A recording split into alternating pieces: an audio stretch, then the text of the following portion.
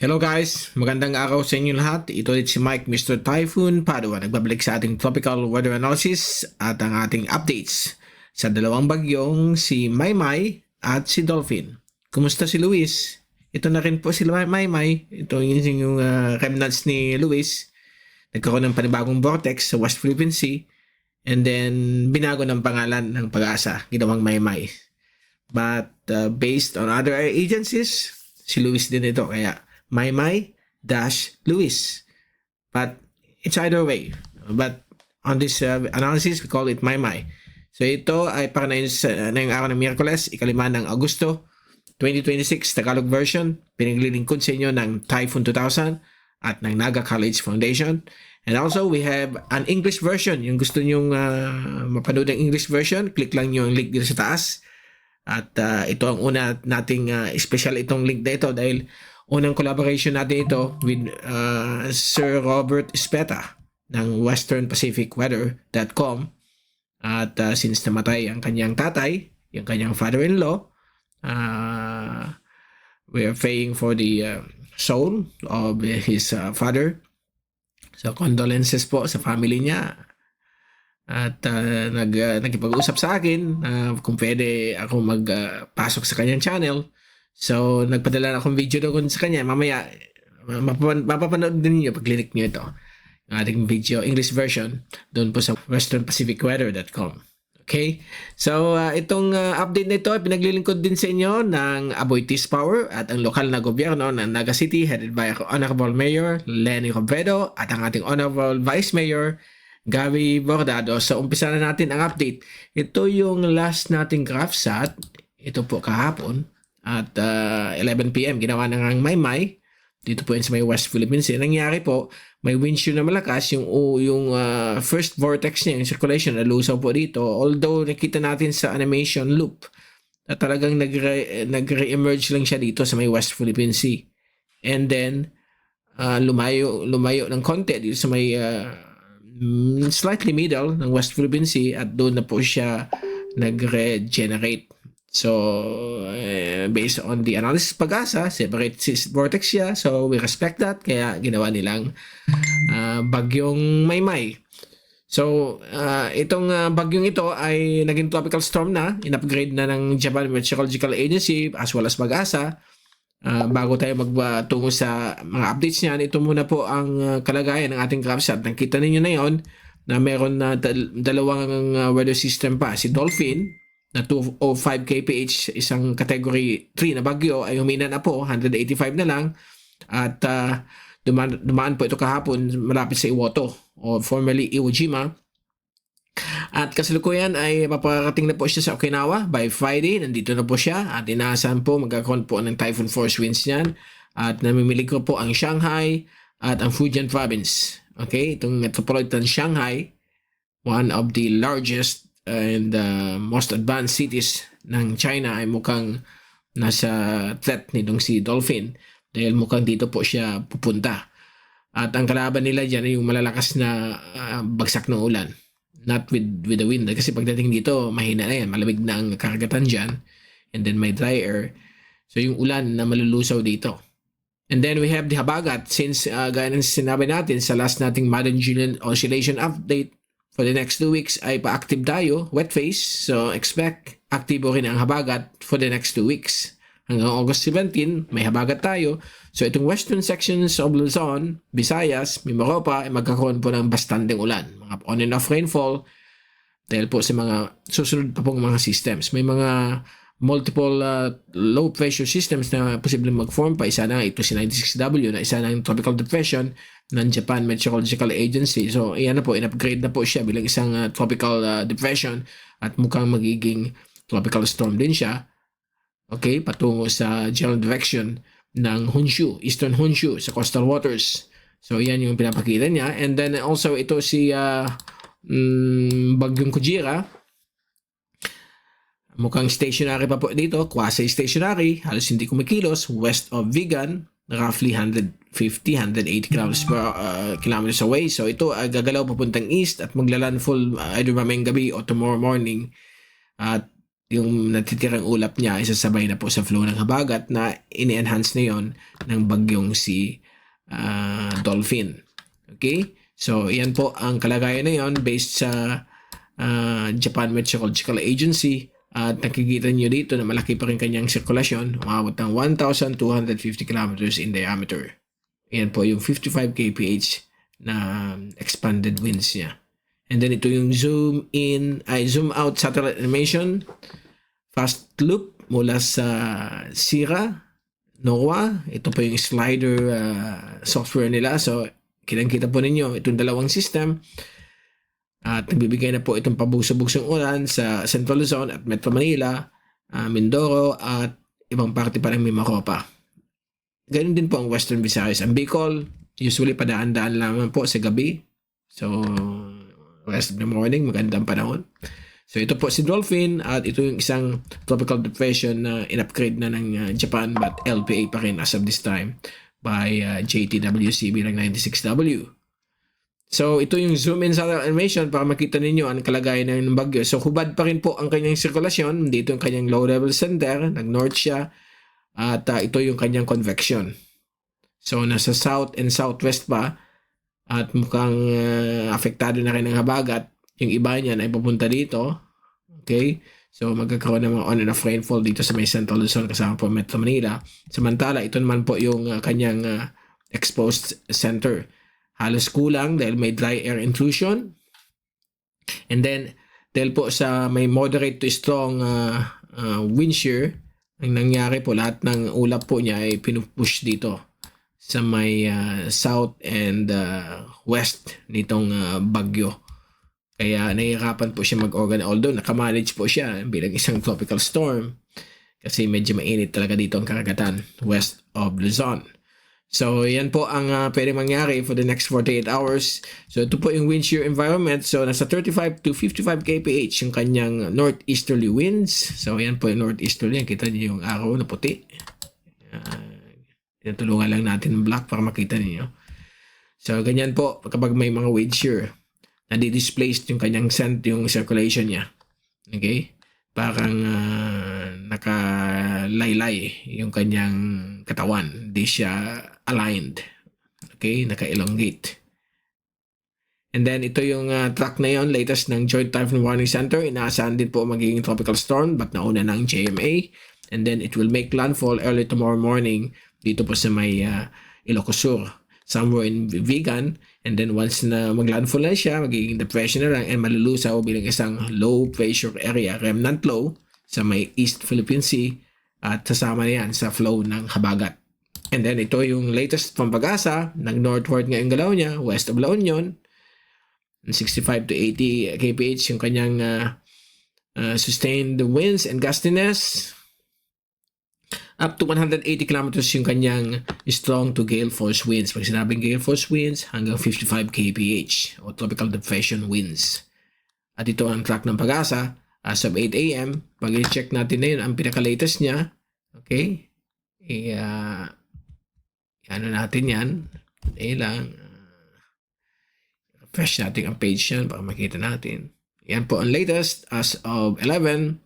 So, nandito siya, nag-north, and then it will move eastward, making landfall over Ilocos region, somewhere between the boundary of La Union and Ilocos Sur. Then, tahak po siya sa Mountain Province, at posibleng malusaw bilang LPA bukas ng gabi o hapon sa may bisinidad ng Isabela o Quirino. Okay? So, forecast po yan. Ito naman po yung lahat ng Asian agencies. They all agree. Babalik siya sa may Northern Luzon. Now, puntaan natin yung pinaka-latest sa deterministic model tracks. Yan po lahat ng models, including the Joint Typhoon Warning Center. But meron ditong nawawala. Nasaan yung Google DeepMind? Alam nyo kung nasaan? Nawala po. Kasi dito po sa Google DeepMind, ayan po, kitang-kita po niyo dito na nawala yung pagiging tropical system niya. Kasi maliit lang yung ensemble niya. Ayan, low pressure lang daw, natatawid. Pero kudos po sa Google DeepMind, AI model ng Google, dahil sila lang naka-forecast na gaganyan siya, then gaganyan, then gaganyan. The rest, nandito lang, landfall dito, and then ang iba dito lang, gaganyan. So, magaling na yan sa tracking ang Google DeepMind. Although, ang gusto natin mag-improve ay yung wind forecast. Kasi tingnan nyo, wind forecast nito for the next 24 hours ay category 1 na lang. But yung latest na yun, category 3. So, hindi pa kaya ng Google DeepMind at this point mag-forecast ng winds at very high probability. So, siguro in the next for the next few years or 1 decade from now, baka ma-improve na ang ating forecast sa hangin. So, ang wind signals ng Pag-asa na yun, may nakataas ng signal number 2 sa Ilocos Sur, Eastern Abra, La Union, Eastern Benguet, Eastern Mountain Province, at Northern Pangasinan. The rest, basahin na lang po ninyo. The rest of Northern Luzon po yan, including northern portions of Tarlac, Zambales, at Nueva Ecija, ay nasa signal number 1. And then, ito yung rainfall forecast ng Pag-asa for the next 24 hours. 100 to 200 millimeters ang inaasahan pong mga forecast na ulan na posibleng magkaroon ng grabing baha sa La Union, Benguet, Pangasinan, kasama ang Baguio, Zambales. Ilocos Sur, Mountain Province, Ifugao, Nueva Ecija, Tarlac, Pampanga, Bulacan, Rizal, Metro Manila, Laguna, Cavite, Batangas, Bataan, at Occidental Mindoro ay nasa 50 to 100 millimeters. So, pag flood-prone areas kayo, pwedeng magkaroon ng baha. Pero kung hindi kayo flood-prone areas, okay lang yan, ang 50 to 100. Unless, ibagsak niya in 1 hour. Ibang usapan yan. Pag 1 hour, kakaroon po yan ng flash floods na tinatawag. Okay, and then, bukas, same situation. Although Metro Manila, binaba na po ang 50 to 100. Less than 150 millimeters na lang po yan. The rest pa rin ay same areas. Occidental Mindoro at Ilocos Sur, La Union, Benguet ay still nasa 100 to 200 millimeters kasi mountainous areas yan. Pumabangga dyan yung ulan, topographic uplift. Talagang grabe yan. Grabing ulan yan. Actually, yung total rainfall, simula na yon for the next 5 days, yung total rainfall ma-accumulate, nakita natin dun sa page ni Robert Espeta, 800 millimeters. Okay? So, bastante po yan sa mga dams ng Benguet, sa Benguet. Mga dams sila.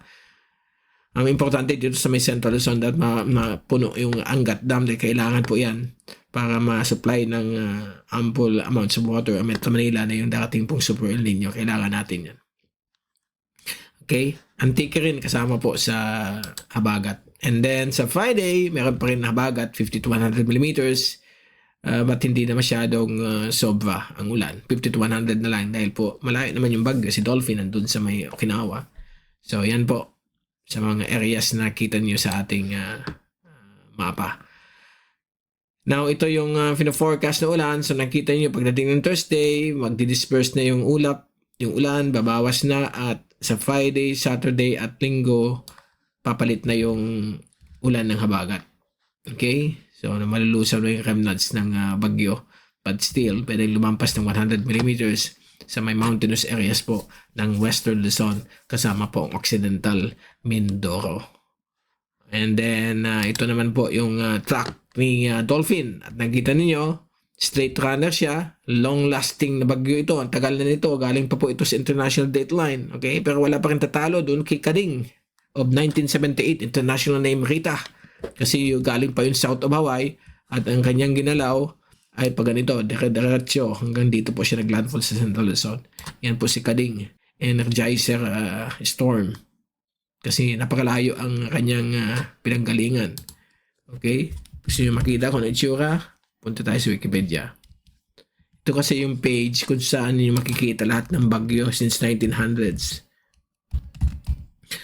Ginawa ito dati ni, alam ko, isa nating kaibigan, si Jason Rees. Okay? Siya nag-author nito lahat. Hindi ko alam kung sino na yung nagpalit sa kanya, but pagpapopulate niya lahat galing sa Joint Typhoon Warning Center summaries from 1945 and then yung mga prehistory. So, balikan natin 1978. So, ito, pakita natin sa inyo si Kading. Hanapin natin si Kading. Si Rita. October po yun. Ayan po. Kading, 1978. Known in the Philippines as Rita, known in the Philippines as Typhoon Kading, was a long-lived and destructive tropical cyclone, became the most powerful, pinakamalakas na tropical cyclone in 1978. Yan po siya. Nag-form po siya October 17, namatay po siya October 29. Yung mga panahon ng Burr months, talagang uso mga bagyong papuntang Pilipinas. And look at this track. Layo. Okay? Nandito yung Hawaii area dyan. Dito. So, ganyan po ang trinabel ni Rita. At longest lasting as being a super typhoon. Tagal niya naging super typhoon bago nag-landfall dito sa may Central Luzon. Somewhere in Balera at Infanta area. Pulilio, tinamaan niya. So, yan po si Bagyong Kading. Naalala ko yan kasi yung aking kapatid, dalawa kong kapatid, nag-jamboree po sa Mount Isarog, National Jamboree. Stranded po sila doon. Mabuti naman yung hangin. Although, na-survive naman nila, pero malakas daw yung hangin.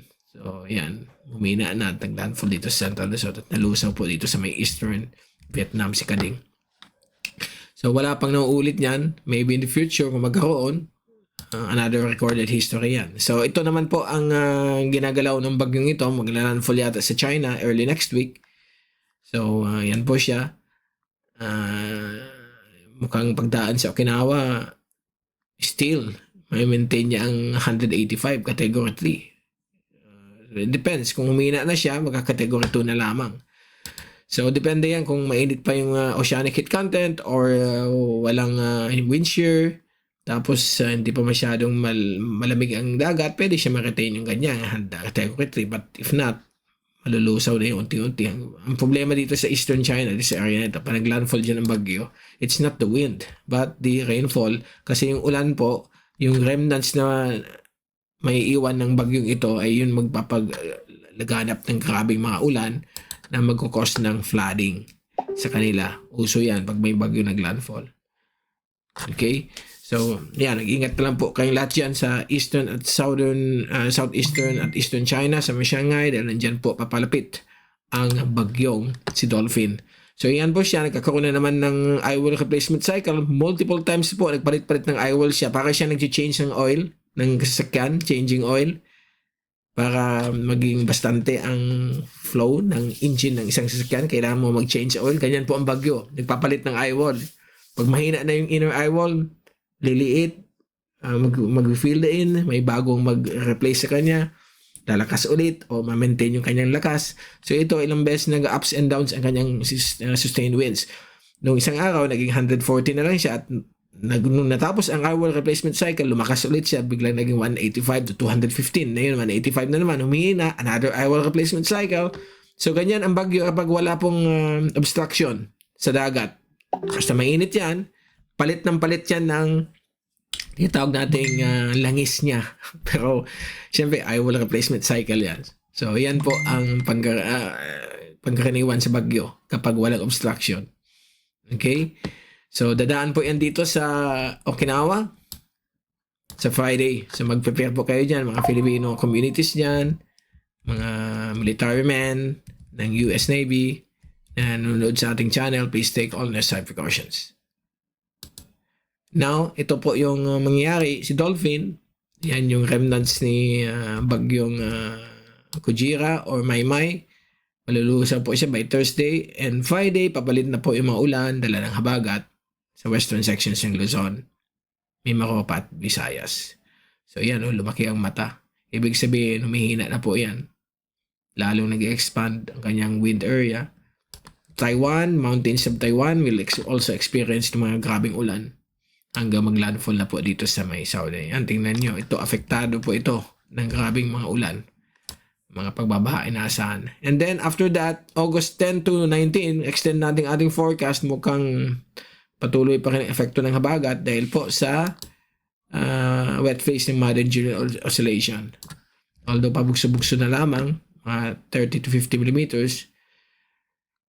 At nakikita nyo dito sa ating wind forecast for the next 2 weeks, which is highly uncertain pa po. Pwede magbago. Ayan, kita niyo mayroon mga panibagong LPA na mag-form sa Western Pacific.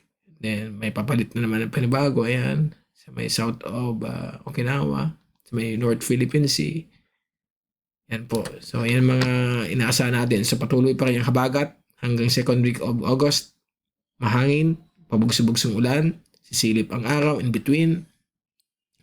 So yan po ang mangyayari, and then meron pa dito na posibleng mag-form south of Hong Kong. So yan po ang mga latest sa ating mga long range forecast, but it's still highly uncertain, hindi pa sigurado. Mag-change pa po yan every now and then. Pagdating naman po sa wave heights at yung mga swells na pwede i-generate nitong bagyong ito, mukhang for the next 5 days hanggang ngayong weekend ay magiging maalon po at napakalaki, up to point dito na pwede umabot ng 5 meters, but average 4 meters. Pinaka maximum heights sa Batanes pwedeng 5 meters, West Philippine Sea 3 to 4 meters. Ito na po ay dahil sa combined effects ng bagyo at ang habagat. So maalon po, mapanganib sa lahat ng sasakyang pangdagat. Okay, yung mga fishermen na gusto karoon ng fishing activities, bawal mo na pong pumalaot. Kaya dito sa may Sulu Archipelago o Sulu Sea, sa central waters ng ating bansa ay moderate to rough. So delikado din po yan. So mag-ingat kayo sa mga subasco, kasi yung subasco tridor yan. Pagdating mga kapal-ulap na may thunderstorms, hangin po yan up to 50 or 60 kph. Baga tumaob ang yung mga bangka. So mag-ingat po, wag mo nang pumalaot na yung week na ito. Actually hanggang August 15, 16, 17, 18, 19, medyo malalaking alon, especially dito sa West Philippine Sea. Sa East Philippine Sea, pwede naman po kayo mag-fishing activity, but medyo maalon pa rin dahil po sa konting habagat for the next 2 weeks. Okay, so na yung weekend talagang delikado po. So yan po ang pinaka-latest natin update sa bagyong si Kujira, local name Maymay, formerly Luis. Okay, and then si Dolphin, hindi papasok ng PAR, so hindi yan pabigyan ng pangalan. So maghihikayat po ng habagat. So mag-ingat po tayong lahat ngayong weekend. Ito si Mike Mr. Typhoon Padawan, nagpapasalamat sa inyong pag-load. At again, mag-ingat po tayong lahat. Have a great week ahead. At God bless po sa inyo lahat.